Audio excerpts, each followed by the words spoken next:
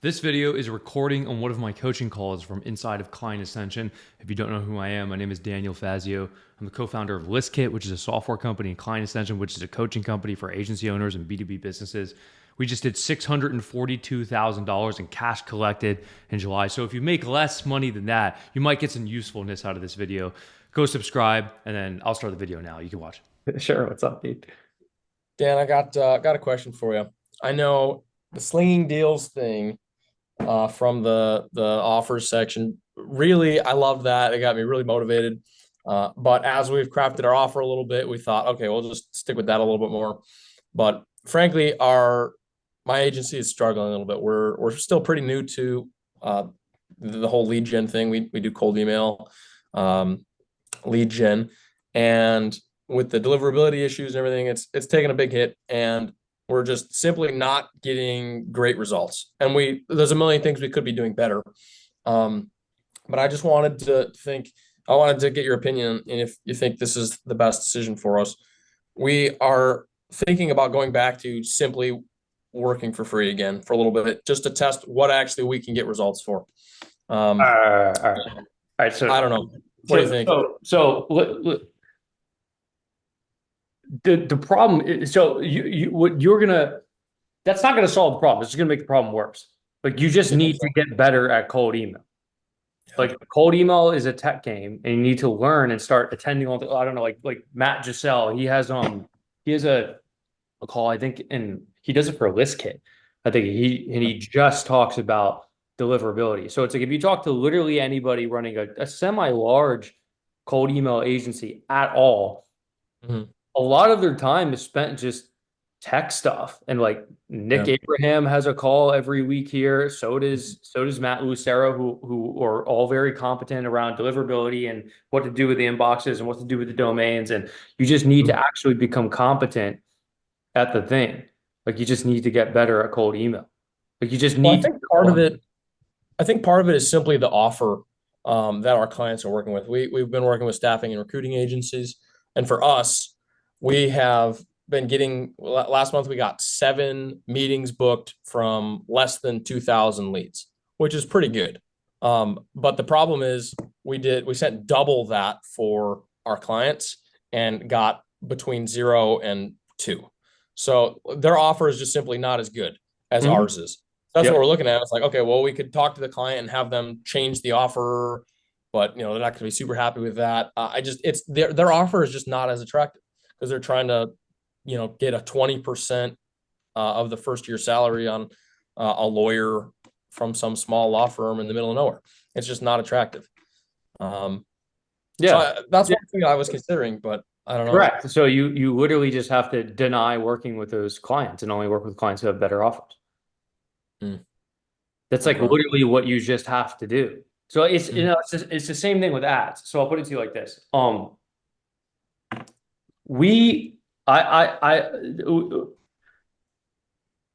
So I have to, the way you throttle ads is like you could just put more friction on the funnel. Like, you can put, like, on a type form, you can just put more questions or just deny more people. So, like, for instance, I have to, if someone has on the question, they put that they make less than $3,000 per month, but they say they can pay $2,000. I put even another question that says, because we had a problem with people coming in and they're like, just like, oh, I just want to learn more on the call. So I was like, no, we're not fucking doing that. So like, I put another thing there that said, you're going to pay $2,000 on this call. Are you ready to pay 2,000? And this only happens if they put that they make less than 3,000. I say, you're going to pay $2,000 on this call. Are you 100% ready to do that? If they select no, just say, okay, well, go watch, like, if you want to learn more and just like go on the call and see how it works, just go watch the video. And I just end it. Right. So I'm throttling. So, like, yes, while you might get 7 calls booked off of 2,000 leads for your own campaigns, it might be that like 5 of those people have bad offers and only 2 people have a good offer. So like, so I'll put it to you like this: when you're, and this, you only do this when you're like really big. And when you start to get like many calls per day is you have to, at a certain point, you have to separate out that you have two sales teams. You have the setter team and you have the closing team. And the setters just weed out the garbage from the closers because there's just so much garbage. There's like 10 times more garbage than there is good leads. So you need to like manually sift through these bitches. Like it's a colossal pain in the ass.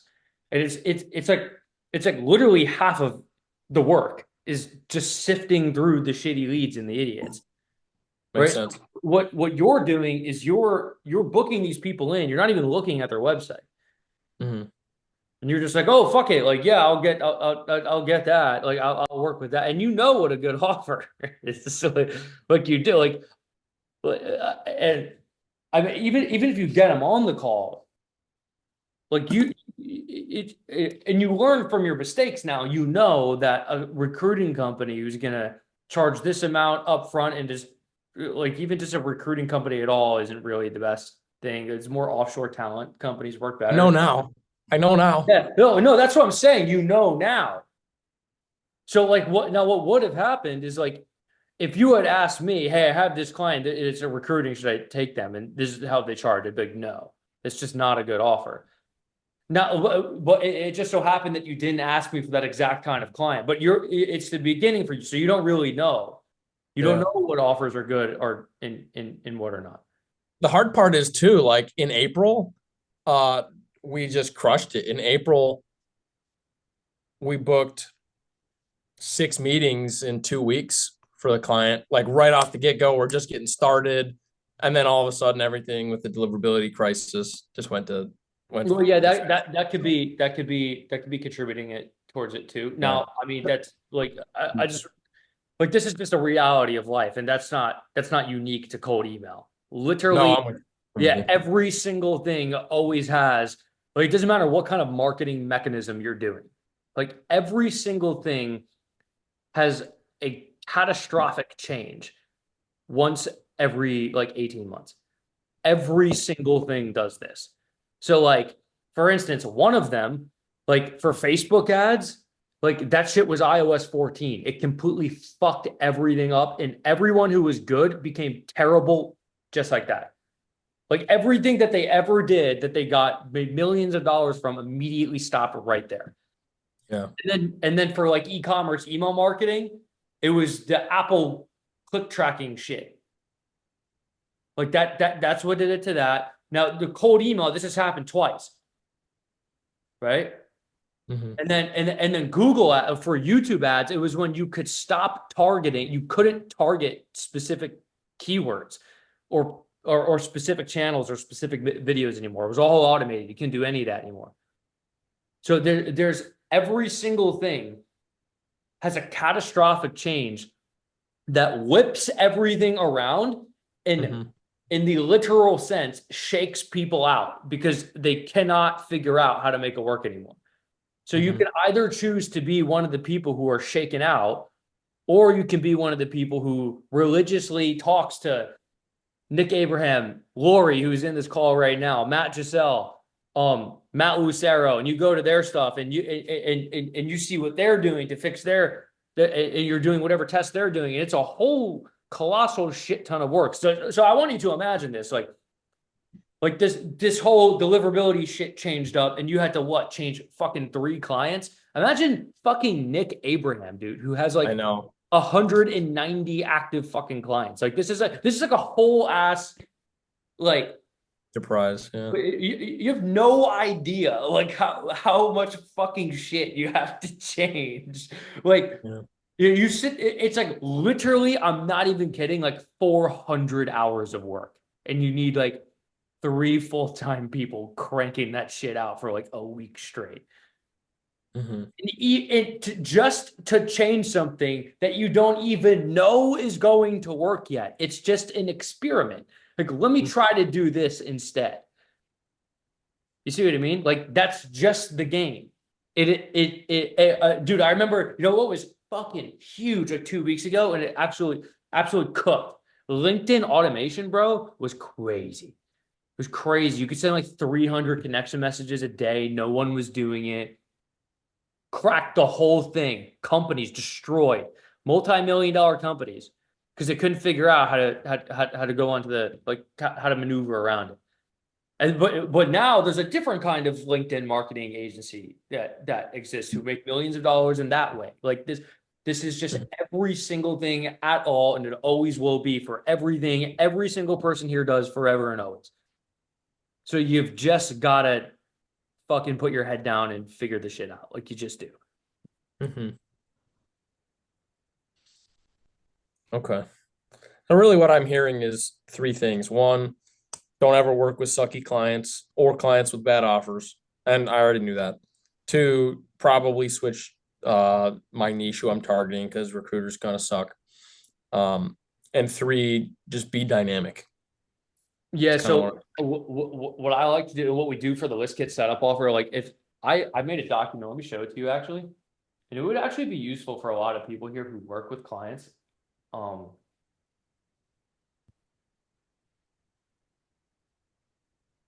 It's a doc called Cold Email Expected Results. And I embedded a loom on it. And it basically says like bad offers, one client for every 20,000 to 100,000 emails. Average offer, one client for every 5K to 20K. Great offer, one client for every 1,000 to 5,000. And then I say what makes a great offer. So you need to have case studies, social presence, specific claim, and a guarantee. And then I just say if you have 0 or 1, you have a bad offer. If you have 2 of 4, you have an average offer. If you have 3 of 4, you have a great offer. You have 4 of 4, you have a scalable company. I say, and then I put like if you have 2 or less, it's just completely fucking useless to do any marketing at all. You might as well just shut the company down if you're gonna like just only have 2. So and then what I tell the salespeople is like I tell them to show people that. Like they're like, what kind of results can I get? Well, this is how it works. And then we like that list kit just has a broad no guarantee for the cold email setup offer. Yeah. For your instance, you could have like you're a performance based, so it actually doesn't matter at all. So what you could tell someone is, if they only have 2 variables, I'll put this doc in the chat too. What you can tell someone is, hey, you have like looking at your stuff. This is how it works. This is the expected results. You only have 2 variables. It's just too hard to get your results. So like I'm a performance basis, so I only get paid when you get results, but you don't have this is this. So it's like it's just too capital inefficient to get your results. I'll never profit working with you. So if you want to do this while you don't have these results, I got to get a retainer here to do it. And if you can't agree to that, I totally understand. Like maybe you want to wait to put this stuff in here, but you're just not going to get results, and it would be a complete waste of my time, and I'm going to lose money. And you've just got to understand that that's going to be like 70% of the people you talk to. Like it just is. For sure. I was on a call today with a guy basically in that same boat. They said that their business is completely flatlined, and in the last year, they've literally made 0 sales. 0 sales in the last year. And there's like 30 people who work at this company, and they want to implement cold email. And when I heard that, I remembered that someone, it might have actually been you, Daniel, basically said like, I cannot be your savior with my lead strategy. I'm just going to like not going to save your company. But I still thought like after the call end, I was like, I don't want to work with this guy. He's poor. Doesn't have a good offer. The LTV is just too low for everybody I bring him. But maybe I should still take him on at cost just to get experience in the industry. Not at cost. No. Okay. No. Okay. No, you profit on every client. You're supposed to profit on every client. You never lose money on a client. Yeah. There's no point. Like you're just that's just operating a scarcity mindset. Like it's literally that's literally what you're thinking. Like there's no other leads. I just got to take this guy. But like for what? For literally 0. Like you're just losing time. So you're losing money. Like even at cost is losing money. You have time. You're expending time. You're expending mental bandwidth. You're expending just all the little micro decisions you need to make about this guy. Like you're losing money when you do that. Just don't work with a bad offer. There's just 0 situation where it works. You just blanket don't do that. But I guess the action step for me then, just kind of pivot, don't work with recruiters, pivot to a different industry, or like maybe like a broader lead gen for like multiple different sectors then. You know, there's just so much B2B stuff that gets results. Like there was one guy one time, he had a software that helps like commercial buildings um optimize energy, and it saves them like fucking tens of thousands of dollars on energy bills. And that guy cooked. He was here in Client Ascension. It's like, Yeah. that's not like a niche. Yeah. I work with SaaS companies who do commercial property energy optimization. Like that's not a niche. Like it's just B2B stuff. It's really not hard to know if it's a good offer. Like everyone here knows if it's a good offer. Like a recruiter who wants $20,000 up front for like it's not like, you just know it's not a niche. Like you can't pick that. Like it's just B2B. Okay. No, that makes sense. That makes sense. Okay. Well, I'll do some what we can come up with. So I appreciate it. Gotcha. And thanks for sharing that doc too. That I was just looking at it. That's awesome. Yeah, that thing's great because I mean, yeah. that was like, so that's not a performance offer. Like the coding you set up at ListKit is not a performance offer. It just isn't. Now, so let me put it to you guys like this. The whole reason why, a lot of you, when you're a smaller company, are told to be a performance basis or a guarantee is because it increases conversion rates. Because there's just a higher take rate on it. Like more people are interested in something with less risk. Like they just take. But so why is that? And the reason why you were told to do that is because traffic is expensive. Like it just is. So just to give you an idea of the economics of the ListKit setup offer, we pay $2,000 to acquire somebody who pays $2,000 on the phone call. And then we also have to pay the closer's commission, which is like fucking $200. And then we have to pay all the hard costs of the fulfillment team, which is like another $200. So it's like we're starting this shit off like negative $500 plus the work. And then all of the profit gets made on the recurring subscription on the back end, which isn't even that wide of a margin. So why? So that's how like we can afford to do that. Like we're literally buying that. Like that's the cost of not having a guarantee. You see, that's what you have to do instead if you're not going to have a guarantee. Like we're using money and logistical ability to buy not having a guarantee. That's what we're doing. What you guys are doing is because you had the absence of logistical ability and money even to buy traffic. You instead buy deals with the stress of having a performance-based guarantee in your offer. Yep. You're always paying in some way. You have to pay for it somehow. Even when someone says, "Yeah, I don't have a cost to acquire a customer. I do organic." It's like your time is money. You literally are buying people. Like you are buying traffic. Like what is your dollars per hour? Like if it's $200 per hour and you spend 5 hours a day making content, you're spending 1,000, 5 times 2. You're spending $1,000 a day. That's literally what you're doing. Like that is the cost of you're always paying somehow. Like it's well, this guy has that, and ListKit doesn't have the guarantee. Yeah, because it's purchased in a different way. Like in an economic fashion that you can't really afford when you're only making like 10K, 20K a month. It's just unreasonable. Like it's like a turbo risk thing. Mm-hmm. Oh, that makes sense. That makes sense. Yeah, Okay. the best way I would think it's like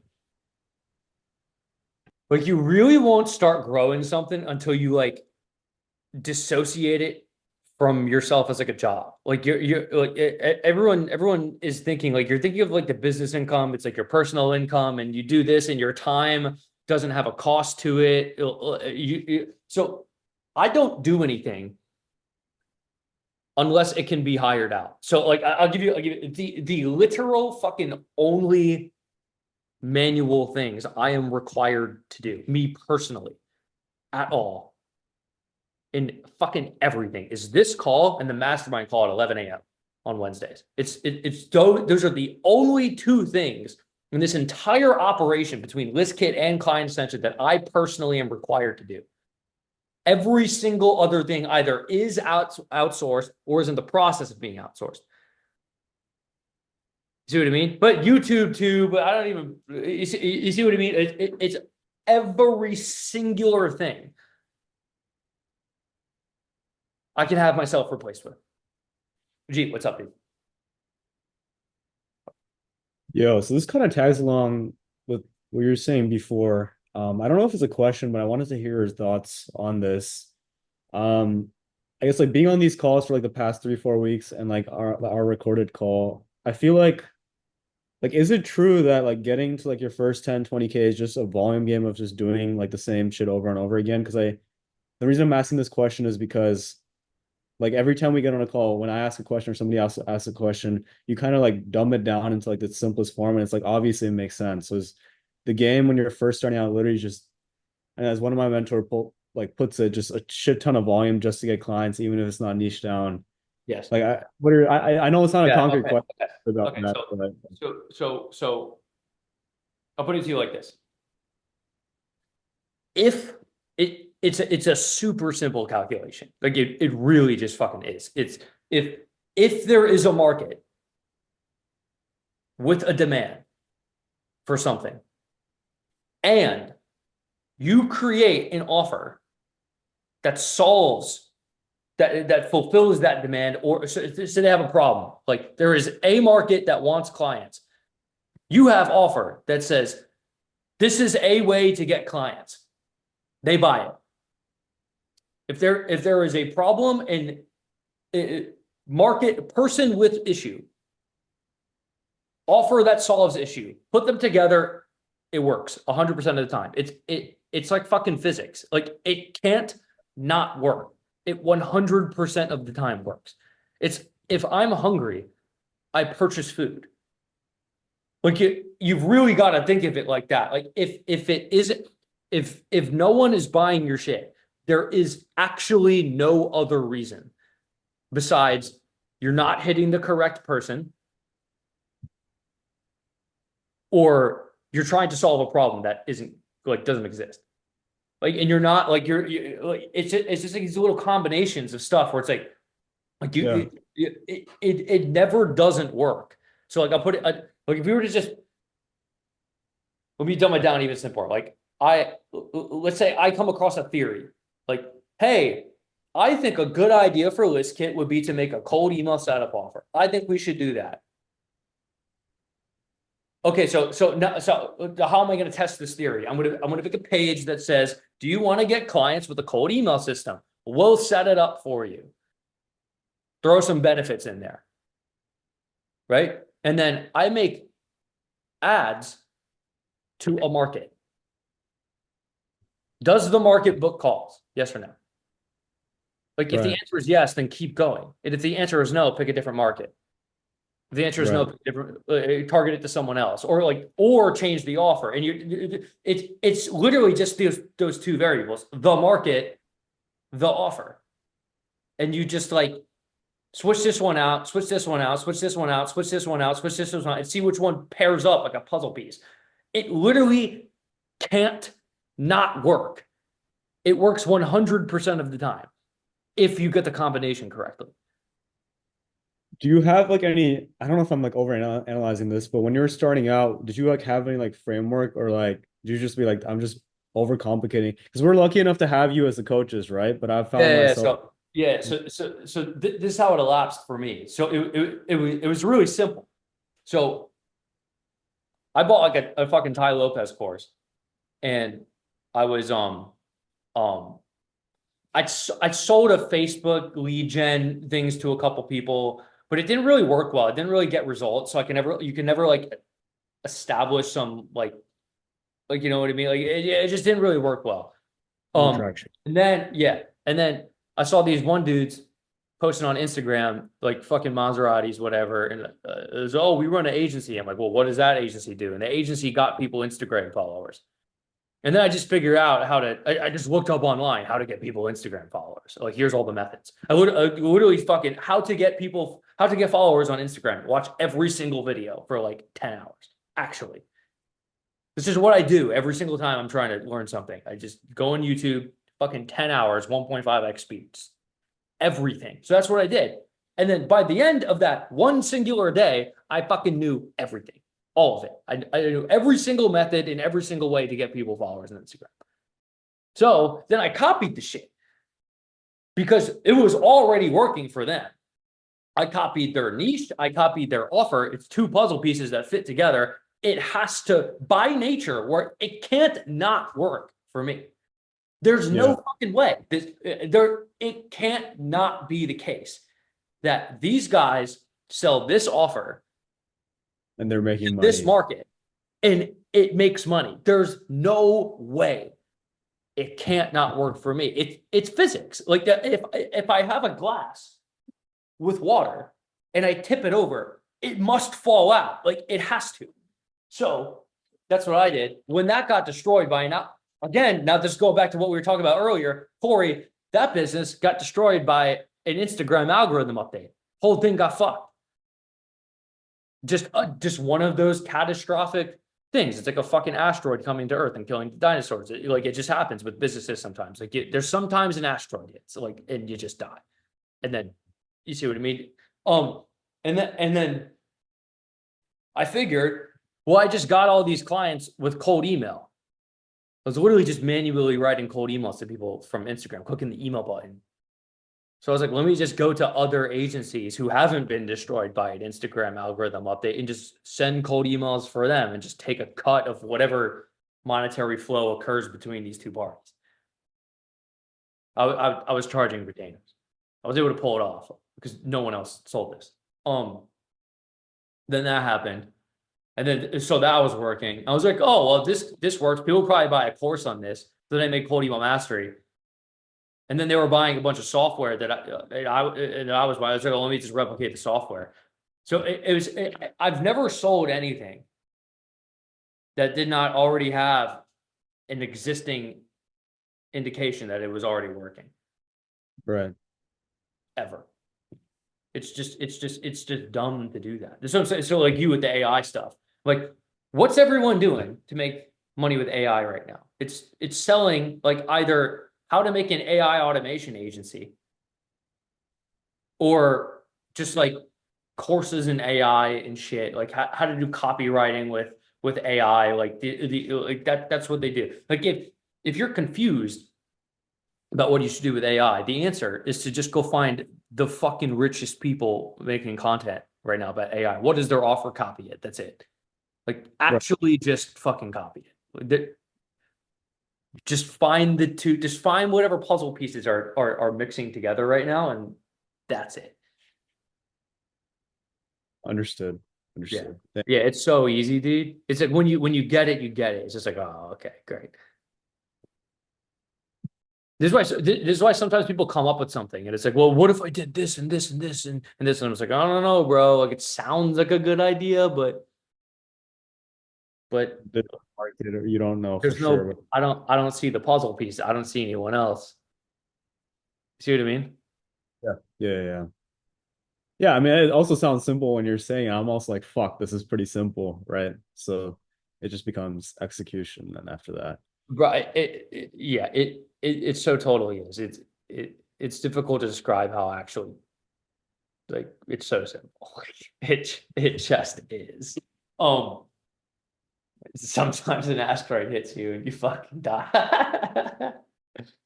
Um, yeah, what separates the winners from the losers is the new twist of fate. Yep, this also it's also true. All right, I gotta move on. Camilo, good. If you were getting any value from this, could you please do two things for me? Could you like the video, share it, maybe subscribe? And if you yourself are an agency owner or B2B business and you're interested in being on these calls and in a community and learning how to build your company up and actually build acquisition processes and systems and automations behind it to actually scale it, there's a link in the description. It's going to be the first one, clientascension.com. There's going to be a video there talking about our 7 methods of client acquisition. Watch that. Maybe it'll interest you. Maybe you want to join Client Ascension. Either way, I hope you're enjoying the video. Subscribe. I'll continue on now. Sir, how you doing? How's it there, man? Good.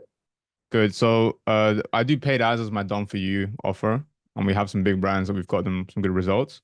And I was talking to you about doing we place a UGC creator, we do the ad angles and stuff for the guys that want to do it in-house. Now with my YouTube content, do I push the done for you first, or do I push the done with you one? No, you can have both. You can just You make can a have new both, page. like 2 links? Yeah, I do that all the time. Okay, so Dude, just have sometimes like on my YouTube, I'll have like fucking 5 different offers in the description. Yeah, that's fine. Okay, I was thinking doing that, but I thought it might confuse people. But I guess one will be, if you want us to do your ad creatives, click here. If you want us to build an in-house team, click there. Yeah. Yes. Mhm. Okay, cool. That's Yeah, it. like Thank you. the way you gotta imagine that's like self-sorting. Everyone who wants you to build the team is gonna be larger. Anyone who wants it completely 100% hands-off done for you is gonna be smaller. Yeah, I imagine so. Yeah, the guys that won the full, because even in the sales schools, most people just go, yeah, I mean, yeah, that's cool, but can you just teach us how to do it in-house? Yeah. I had that 4 times. So I was like, okay, well, I might as well just make that an offer then. Yep. Yeah, that's actually as you sell to larger and larger businesses, the more they are inclined to want things in-house. Like that's the same as me too. I don't really like I don't like I outsource editing. That's what I do. Everything else is I don't like it to be not in-house. Like Yeah.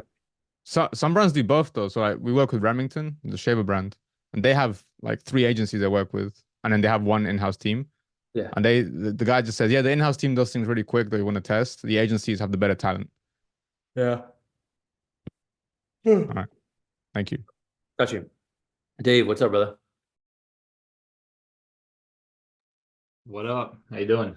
Good. Sick rant. All right. 2 quick questions for you. Maybe not so quick, but one will be vague and one will be specific. So I'm curious, how do you think about building lead magnets, and what is your thought process? I hate to say the word framework, but like when you're approaching, like, all right, I got a client or situation for ListKit or one of these fucking businesses, how are you thinking, like, how do I build something that's free, high value, low cost to implement? I read the book, the Hormozi's book, but like, I was curious how you think about it, because it sounds good on paper, but I still find it hard to figure out how to come up with something that's cool enough, other than some like really bullshit 15-page informational document on like how to do something. I like what I've personally found. So I've made a lot of lead magnets. So like I've run cold traffic ads to a lot of lead magnets, right? So like max difficulty. Yeah. So which ones have actually converted? And the only one that has ever converted at all ever was this one. It was 10,000 cold emails per day case study. It was a case study, but it was a personal case study. It's like, what happens when you send 10,000 cold emails per day? Like, how much business do you generate? Yeah. So, but that was an interesting one because it was, it booked a lot of calls. It did. But most of the people who, I might actually be speculating this. I had an option for someone to buy a premium version of it. They can get a paid version or a premium version for $28. And I've gone back and there's some people who joined Client Ascension who bought the premium version of that. I don't know. It when I was running it though, I was running it on YouTube ads. It did book a lot of calls. It did a lot. But the problem was they wanted a done for you offer as opposed to a coaching. Hmm. Got it. So So that was just a case study lead magnet. yeah, just it Nothing even too fancy. Mhm. That's always what I've thought makes a lot more sense too. No, this is interesting. I feel like if you even listen to Hermosi, I listened to it on a podcast a really long time ago, and he talks about his specific lead magnet that he used, that like the one he used, and it was a case study. It was about how he filled his gym, right? And then everything else was he's got like this. I seen they're doing one at gym once. It's like the money models one, but and then the rest that seem to have performed are book funnels, paid book funnels, and then I think they got like a free ebook one, but the most reliable form of one is always going to be a case study. Yeah. It's just like 100% of the time it's going to be a case study. Yeah. Or like, Okay. So let me put for a specific example, I got a client who is a chemical manufacturer and they make all sorts of random chemical products like DEF fluid, motor oil, fucking windshield wiper oil, fluid. They do it for like automotive industry, marine, some home care brands, stuff like that. So, but in short, they're a US based chemical manufacturer. And I'm trying to think of like a good lead magnet to make for them. Anything that comes to mind? I mean, I could do the case study of, how we shorten product lead time or increase but I'm trying to just think of something I more valuable. I just don't think that's a lead magnet offer. Okay, so like if you were to, maybe it could be like, what type of chemical should you use for this specific function? You see what I mean? Like maybe Yeah. I just think that's a direct like, do you need this? Unless they have something unique about their chemicals. You know what I mean? This Mm, is like a demand capture thing. Yeah. Like they're Yeah, just the only thing that's really unique about them is they have like a really, really short time. They're very quick and they have a really good fulfillment process. So their whole thing is they deliver on time and in full, which means that their customers don't get penalties from their customers for, leaving the shelves empty and shit like that. um have you tried just direct marketing with this as opposed to using lead magnet? Yeah, we've just been pitching it straight, like and doing like some problem sniffing, like, hey, we were scraping their websites, finding the products that they have. Like, hey, I saw you have chemical product A, B, and C. Do you ever have a problem like with your vendors not delivering on time and in full? If that's ever an issue, like please let us know. We'd love to chat. Does it work? Something really basic like that. It's doing okay, but it needs to be doing better. Yeah, I mean so the thesis might be wrong then. Like the thesis is that the people's biggest issue is that they have the supply chain problem. You know what I mean? Yeah. Like that might be like such a small niche problem. Like I'll put it to you like this. This happened to me. Yeah, and you got to catch yourself when you're doing this wrong. So we have sales type forms, and we look at um all the salespeople submitted sales type form at the end of the day. They explain what happened with every call they had. Hmm. And then there's one person who came in, and I was reading through it, and it was like they're a B2C offer, and I'm like, oh fuck, I gotta go like make some drastic change to make sure that like B2C offers do not get in here. And I'm like, oh, wait, calm down. So then I go and I look through all of them. And it's like it's not really a huge problem. There's not a lot of B2C people coming through. It was just like it happened to get one retard who, like Yeah. so like what I'm saying is that it's easy like for your client, they might have told you this is our unique thing, why we're better than everybody else. But their unique thing is trying to resolve an issue that isn't even much of an issue at all. It's kind of like saying like, it's like I think I get what you mean though. Yeah, It's like they're it's saying that that's what the people want. problem. Yeah. They're saying that that's what people want, and I'm taking it as gospel. Like, oh, that's it. It said it right in the Bible, page 3. Yeah, You yeah. know, So like, this just goes to the fact that like this client probably has no idea what the fuck they're talking about. Like they might have a bunch of clients for some completely other reason. You know what I mean? Like they might think that their product is better than everybody else's, but it isn't. It's just only because the only reason anybody uses them at all was because they rank #1 for this search term or some bullshit. You know what I mean? Like that you see what I mean? yeah, Like yeah. what they're saying is just wrong. So it's not, it's easy to say like, oh, I need to start making a lead magnet instead. But that's not actually correct. It's just you should continue with direct marketing, but it should actually be for the real reason people use that company. It's almost to the point where it's like you just go email some of their clients and be like, or just like get like a feedback form, like, hey, we'll give you a $50 gift card if you just like get on this 15-minute call. Like, why do you buy from this company? Like, did you buy That from would someone be, else before and switch? You see what I mean? Like, what is the actual reason? Because bro, this happens all the time. You discover shit where it's like, no one told me that. You see what I yeah. mean? Like, I haven't done it for Client Ascension in a while because, but I remember I was going through. I think it was for Client Ascension, and one of the reasons was people had hired lead gen agencies who didn't get results, and that was why they wanted to do it themselves. I was like, oh, that's interesting. I would have been under the impression that a lot of these people didn't work with lead gen agencies before. And that was like a very common. I was like, oh, I didn't even know. You just find shit out that you don't know. And if you rely on a client, they definitely didn't do it. And that's actually, if you read copywriting books, they're like all the best copywriters of all time, they say that like 80% of copywriting is literally just like talking to the people. Like, so like if they spent 1,000 hours on a client project, literally 800 of it was like going to the homes of these people who were buying these fucking mops and vacuums and shit. Like actually. Yeah, and actually understanding what the customer wants. Yeah, like physically walking into these people's homes and like asking them questions. Great insight. I'm gonna see if he'll let me roll that out, Yeah, because or at least speak to like 1 or 2. You know? yeah, you'll know that shit works where it's like, oh, this is doing fucking way better. You see what I mean? Like that's Yeah.